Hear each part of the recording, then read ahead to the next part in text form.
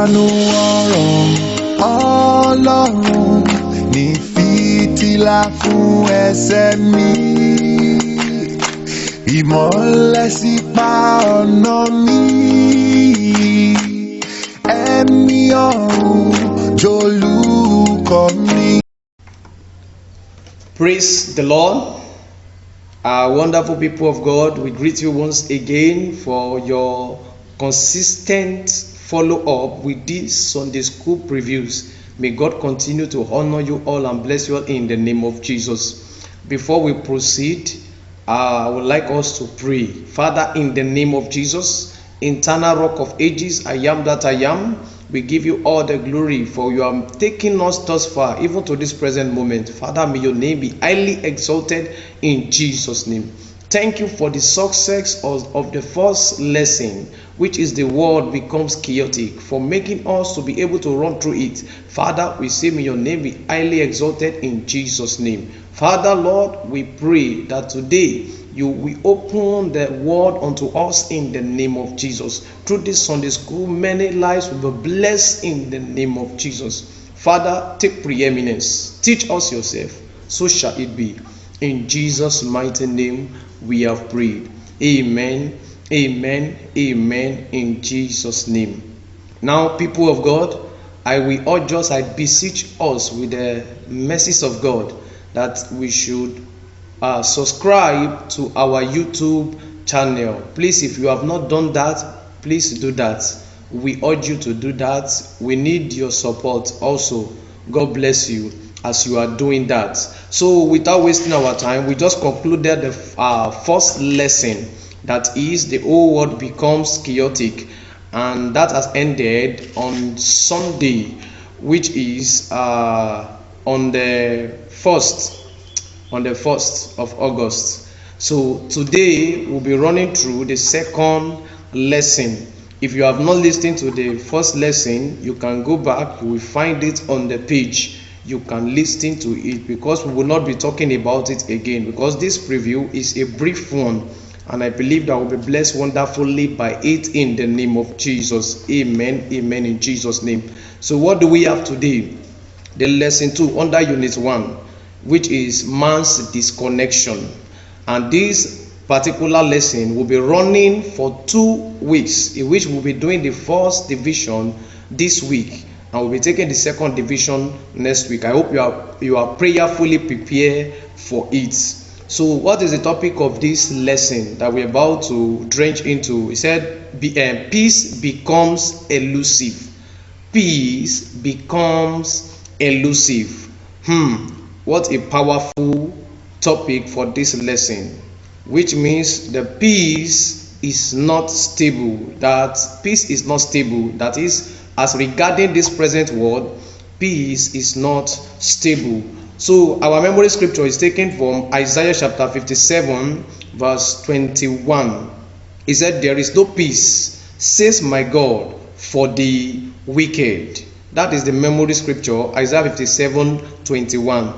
And there is a caption under the picture. If you are with the Sunday school pamphlet, you should see a caption under the picture that is at the first page of that lesson. It says, only Jesus gives true and lasting peace in the chaotic world, and his peace is for those who are filled with his spirit, which means his peace will resident with those that are filled with his spirit. We are going to look at that as we are running through this division.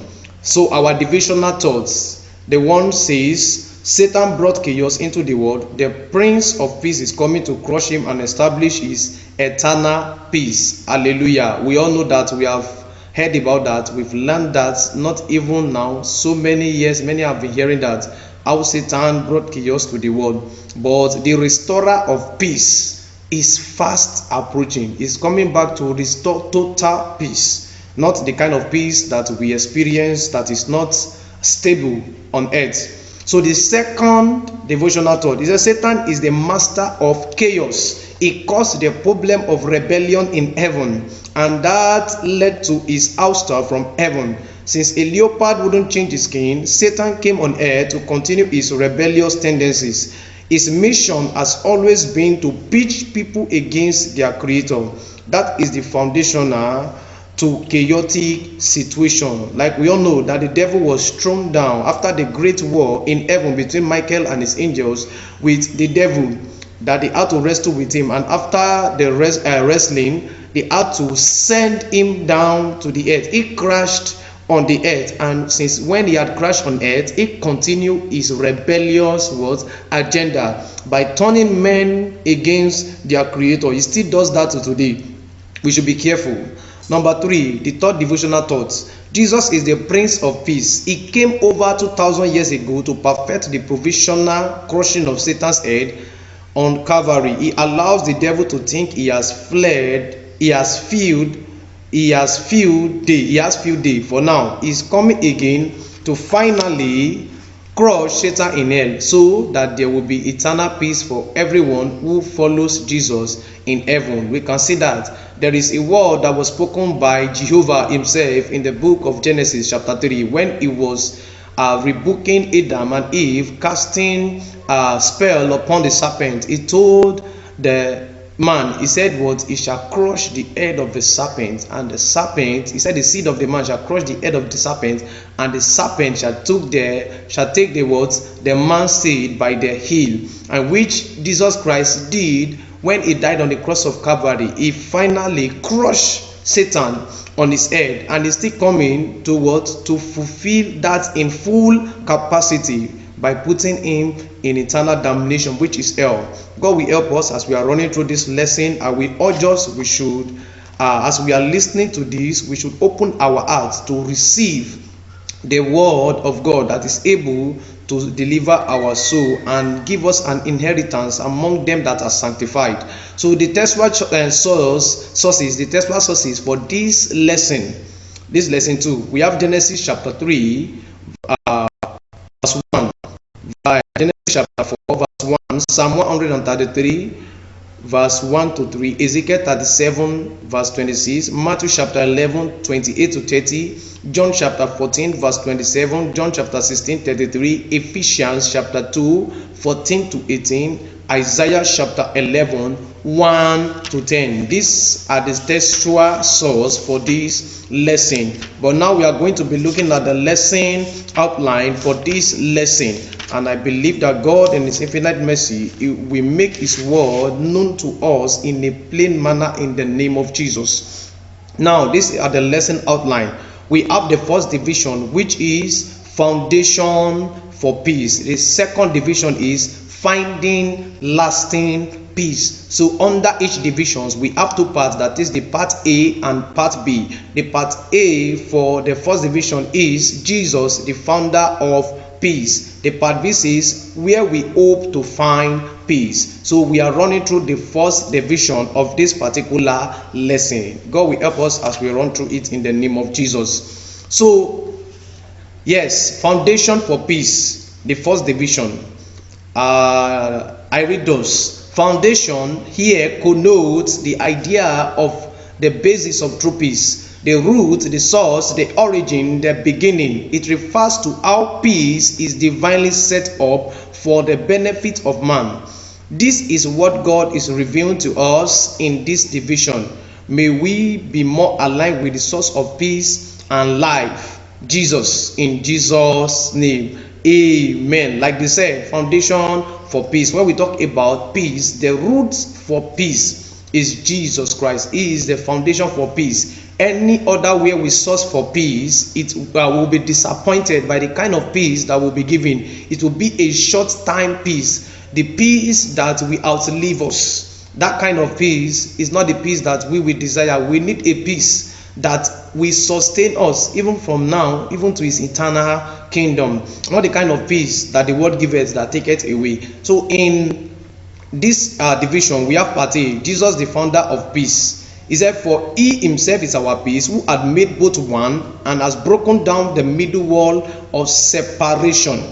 Now the Roman figure 1 under this part says, the Hebrew word for peace, shalom, means having still heart, rest of mind, and resounding understanding. That is the Hebrew word in the Hebrew definition of peace, that is shalom. It means what? Having a still heart, even in the midst of turbulence, in the midst of all kinds of of attack. The person is still having a still heart, because the peace of God that surpasseth all men understanding is radiating in such heart. So the heart has no other option than to be still, because it's the peace of God. That is the kind of peace that we are talking about. The peace that make one heart still. You have rest of mind, no matter the opposition that the person may be facing. Yet the heart will be still. That is the kind of peace we are talking about, not the kind of peace that is gallivanting, that is schizophrenic, not kind of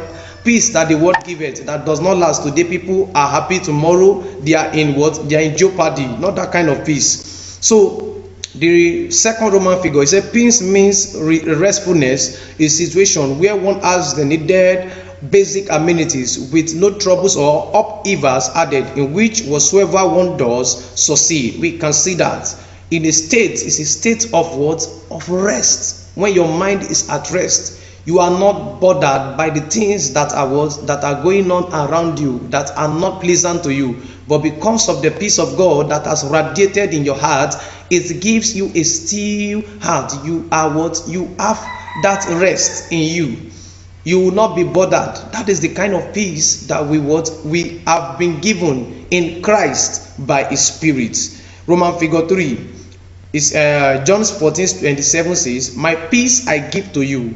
Jesus is the owner, the source, and the giver of peace. It is His peace. Of course, He is the Prince of Peace. Yes, He is the source of the peace that we are talking about. Like we said, the roots of peace, the foundation of peace. If anyone seek peace in any other place, that person will see nothing than disappointment. It is only in Christ we can have the kind of peace that we need to have. And I pray that that peace of God that surpasses all men understanding shall be granted to us here and now in the name of Jesus. Yes, Roman figure 4. The fall of man and the eventual choice of Israel from among the nations had brought dichotomy in humanity, that is division, separation in humanity. It has caused dichotomy. Jews versus Gentiles. The coming of the Prince of Peace breaks down the wall of separation. Is indeed our peace. We discover that the peace that Christ brought is a kind of peace that even unites both the Gentiles and the Jew. It broke down the middle wall of partition that was between even God and man, then even man to man. That was what Christ came to do. So the Jews can now freely have interactions with the Gentiles, which was not so in the Old Testament. The Jews, they are separated from the entire world. But when Christ came, He united everyone, and that is the function of peace. It caused peace to be the order of the day between the Jews and the Gentile. We also, as believers, the peace that Christ has brought unto us, it must reflect and affect and effect our environment. We must be at peace with everyone that is surrounding us, irrespective of their religion, irrespective of their of the kind of where they come from, irrespective of their of their color. We must be at peace with them, because that is what Christ has brought unto us. In Roman figure 6, Jesus came to preach peace and gave true peace to both Jews and Gentiles alike. But this we have unhindered access to God, because we have peace with God and man. I want to tell us the cross in which Christ died, it's a symbol, it's symbolic to reconciliation between God and man. The horizontal aspect of the cross, it represents reconciliation to man to man. And the vertical aspect of the cross, that is, it represents reconciliation between God and man. So God to man and man to man. That is what the cross symbolizes. So Christ brought peace between God and man to man. He even preached peace. He said, blessed are the peacemaker. He said, for they shall be called the children of God. There is nothing that testify about us as children of God if we have if we have neglect peace. Peace is one of the things that can accredit that we are children of God. God will help us in the name of Jesus. So the Roman figure 6 says, he said, no Jesus. Okay, no Jesus, no peace. No Jesus, no peace. If you look at your pamphlet, you will understand that, because the pronunciation sounds alike. No Jesus, no peace. But you know Jesus, and you shall know peace. So only Jesus offers peace, life. There is nowhere man find lasting peace outside Jesus. No wonder, no peace for the wicked. If you listen to our last preview on the first lesson, we talk about the wicked. The wicked person we are talking here is not necessarily somebody who kills. It's not necessarily somebody who is kidnapping others, but anyone who refuses to do the will of God, that is living and dining and whining in sin, is a wicked person, because it is an act of rebellion against the Creator. If you read the book of Isaiah chapter 1 verse 2, the Bible began to give us the understanding of how God was lamenting about his children. He said what? He said, give ear, O earth, give ear, O heaven. He said, I have nourished and brought up to them. He said, and now they have rebelled against me. He said, sinful nation.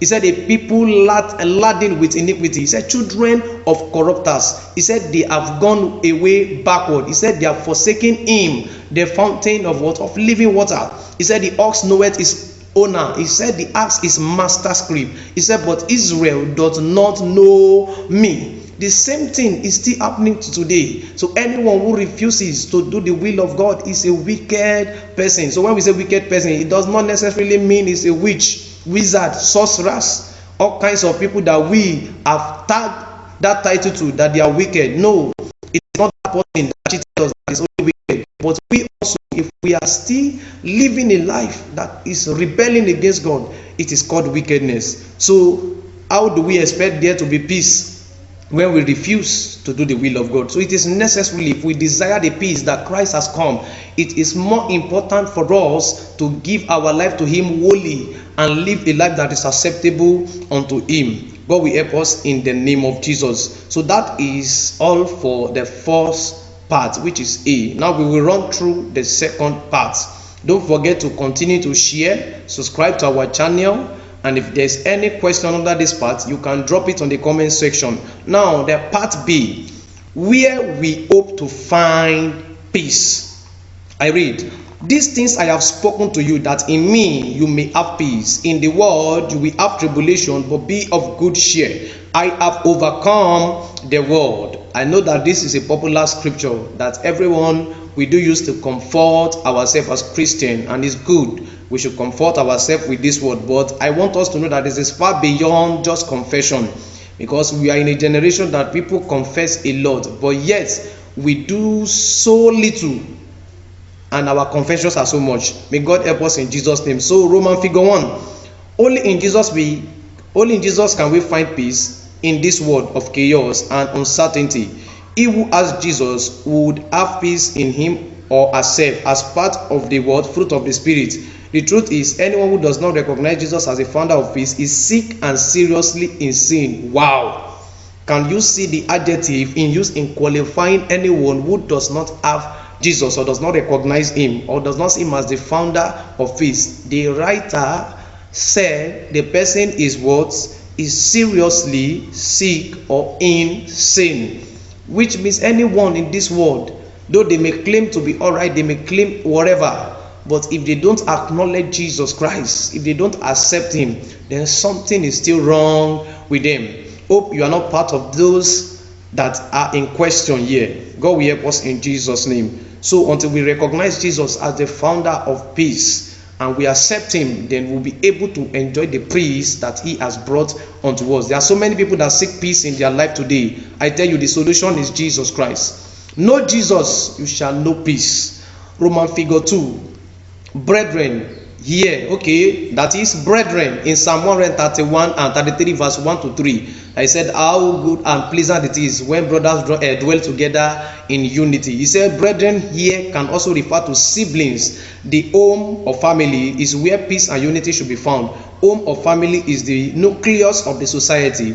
Unsettled homes produce unsettled society and nation. Now we can see the writer now trying to break down this for us. Now when we talk about brethren, it starts from what? Our home, our family. Now you see many homes today, there is no peace. There is no unity, and where there is no unity, do you know what is missing? There is no peace. So it is where there is peace there will be unity. It is only when there is unity there will be peace. So it is interwoven. So it starts from the family. Is there peace in your family? How is your family? Ask yourself. Let me ask myself, because that is number one, what? The nucleus of what? The nucleus of the society. So anyone that is our family is in disarray, then there will be serious problem in what? In every other aspect of life, because every havoc that is caused today is majorly as the cause of what? Let's say because of broken homes. You see today, you see hooligans, all kinds of vices everywhere. Let us go down to the root of all these problems. We discover that divorce and marital instability are causes of all these things, because family are unrest. So it is important that our family, we make sure that the peace of God is what is found in our family. And how can we find that peace in our family? Is when Christ is what? Is the peak, is the one that we and our family have accepted and given our life to. So if Christ is not found in that family, then we should not expect peace. So the question is Christ in your family? You should answer that. I should answer that. Roman figure 3. The above scriptures also applies to the church, since Christ our peace has broken the wall of enmity, creating in himself one new man, the church, having made peace through the blood of his cross. No peace situation should be unheard of us among us. It is quite unfortunate that in today's church a lot of things are happening that are not supposed to even be heard among believers.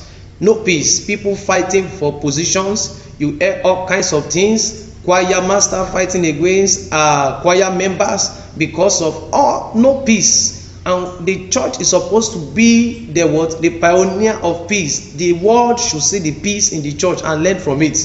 But it is quite unfortunate that even the church today, we even call the judges of this world. We take ourselves to what? To the court, for to be judged by unbelievers. It is not what Christ has brought to us. The church is supposed to be the epic center for peace, but reverse is the case. Because I know we will blame the devil, but most times we ourselves should take cognizance of ourselves. We should see where are the laxity coming from, where are all these excesses coming from. The church is supposed to be an example to the entire world. But I pray that God in his infinite mercy, the peace that the church needs, may he restore it in the name of Jesus. So Roman figure 4. The same brethren that Jesus released his peace upon and prayed earnestly for their peace and unity were the seed of the church at a Pentecostal takeoff. Why should peace elude the church today? You see, Christ has blessed the first believers, that is the apostles, at the launching of the church. That is the seed of the church at Pentecost, when they took off on the day of Pentecost, that the Spirit of God came upon all that were present in that place. They were about 120, and they all received the Holy Ghost. So Christ has brought peace even among brethren. If you read Acts chapter 3, you will study that as people are joining the church, he said, and they are with one accord. That's a function of peace. But where is that accord in today's church? Where is it today? Where is it? May God locate it for us in the name of Jesus. Yes, Roman figure 5. The fourth place is the nation. Any nation that loses its peace cannot live in harmony. High level wickedness would be the order of the day, because Satan, the Lord of chaos, is in charge. He pushes their leaders to act in error, bringing disaster on the populace, as in David case. Now we are talking about the nation again. Now there is supposed to be peace in our nation, but everybody now can even testify to that if we say there is peace, we are only deceiving ourselves. And what is the cause of this? Because Satan himself is the one behind all this chaos, all this riot, all this disunity. Is the one behind it. The same way, if you read First Chronicles chapter 21, the Bible says, and the devil tempted David to count Israel, even though God had told him not to count Israel, and he did census. And because of that, there was great indignation upon Israel because of the sins of David. The same thing is applicable to all leaders today in the entire nation. When our leaders refuse to submit to God, to do the will of God, they rebel against him, and through their actions they will bring indignations upon the masses, upon the populace, and we are going to be the one to spell it of all their rebellious action. So it is important that the leaders, anywhere we find ourselves as leaders, we should not go against God's commandments, not to sabotage the peace that is supposed to be in the midst of the people that are leaded. God will help us in the name of Jesus. So we should keep praying for our leaders that are leading us in the country, in the states, in the local government, in the church. So now Roman figure 6. If it is God's expectation that peace would be lastingly evident in these places, one wonders why peace is elusive in most of the places. The truth is, Satan doesn't allow peace wherever he is. That is why we must let Jesus reign in our life. Peace is not part of the devil's features. It's not in it. Wherever you see the devil, just know that there is going to be disunity. There's going to be havoc. There's going to be tears. There's going to be problem. That is what it does. So that is the reason we must have Jesus Christ in our life, in our homes, in our community, in our nations, in our department, in all our affairs. Christ must reign in everything. If not, the devil will never slack in taking advantage of our laxity. So we must make sure that there is no occasion for devil to use any means to sabotage the peace of God in our life. So God will help us in the name of Jesus. I want to urge every one of us that peace alone is only in Christ Jesus. There is no peace anywhere, no matter how we sought for it elsewhere. There is going to be always disappointment to be met in that place that we are looking for peace. So God will help us in the name of Jesus. Hold on to Jesus. Only Jesus can give us the peace, and even the everlasting peace that is being promised unto us. So the lesson derived, we have come to an end of this division. So we are going to look at the lesson derived now. It says in the first lesson derived, it said Jesus is the only source of true and lasting peace. Of course, he is the Prince of Peace. Like the lesson topic, that peace, it becomes elusive. Now, why is it elusive? Because it is not the kind of peace that Christ comes. It can't be. It is not stable. It's unstable. So the peace that will be stable is the everlasting peace that we shall experience at the coming of Christ. So Jesus is the only source of true and lasting peace. 2, it is God's desire for peace to be everywhere on earth. We too must do everything to entrench peace everywhere we are. Like you can hear the writer say now, we must be available. We must do all in our capacity to entrench peace. Yes, we must seek peace everywhere that we go. If you read the book of Hebrews chapter 12 verse 14, it said, follow peace with all men, with which no man shall see, with holiness with which no man shall see God. Follow peace with all men. So if we don't follow peace, peace need us to follow it. So if we don't entrench peace everywhere we find ourselves, we shouldn't expect peace, because that devil is there to cause havoc. So God will help us in Jesus' name. We have come to an end of this particular lesson. So if there is any question we have to ask, any addition, any advice, whatsoever God has placed in our heart to that will be for the furtherance of this work, it is highly welcome, and we will appreciate if it is presented in a more acceptable way for the benefit of all. God will bless us in the name of Jesus. Please don't forget to share this with others. Like and subscribe to our YouTube channel, Christ Apostolic Church Worldwide. God bless you. Remain blessed. See you later. Thank you very much.